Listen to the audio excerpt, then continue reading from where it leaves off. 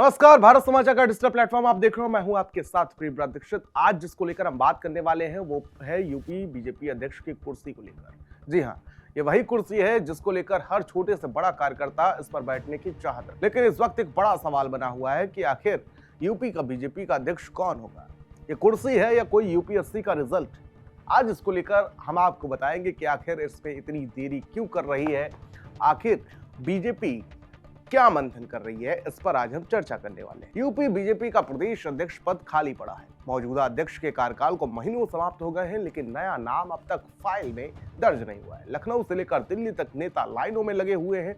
कोई कह रहा है कि मुझे बनाओ, तो कोई कह रहा है कि जातीय गणत देखो, और कोई कह रहा है कि सोशल इंजीनियरिंग समझो। कुल मिलाकर हाल ये है कि कुर्सी एक और इसके दावेदार अनेक। चलिए अब आपको बताते हैं कि आखिर इसमें देरी क्यों हो रही है। सवाल यह है कि इतना बड़ा दल और इतनी बड़ी मशीनरी, फिर भी एक अध्यक्ष तय करने में आखिर इतना समय क्यों लग पा रहा है, वो आपको समझाते जरा। जातीय संतुलन का झोल। यूपी में चुनावी गणित पूरी तरह से जाति पर टिकता है। कुर्मी चाहिए, जाटव चाहिए, ब्राह्मण चाहिए, ओबीसी चाहिए, सबको खुश रखना है, पर कोई नाराज भी ना हो, बस यही जोड़ घटाना अटका पड़ा है। यूपी के अध्यक्ष पद की जब बात आती है तो इसमें दिल्ली की मोहर लगना जरूर हो जाता है। लखनऊ से दावेदार दिल्ली जाकर माथा टेक रहे हैं। दिल्ली वाले सोच रहे हैं कि कहीं नहर साहब पुराने खेमे से टकरा ना जाए। भाई, हाईकमान की नजर में बैठना भी तो बहुत जरूरी हो जाता है।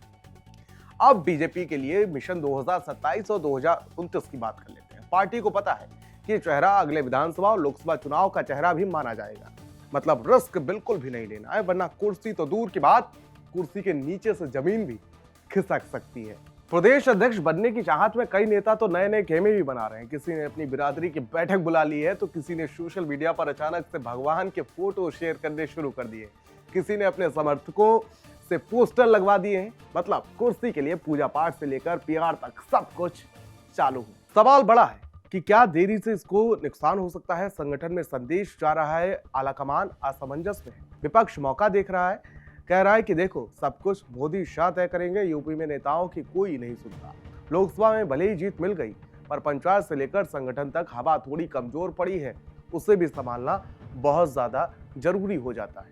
तो हाँ, यूपी में बीजेपी अध्यक्ष पद की कुर्सी के लिए अभी इंतजार करना पड़ेगा। दावेदारों की कतार जो है लंबी है। कुर्सी पर कौन बैठने वाला है ये कुर्सी खुद नहीं जानती। अब तक अगर बात की जाए तो आप भी आराम से बैठिए, राजनीति के इस ड्रामे का मजा लीजिए और हमारे चैनल को सब्सक्राइब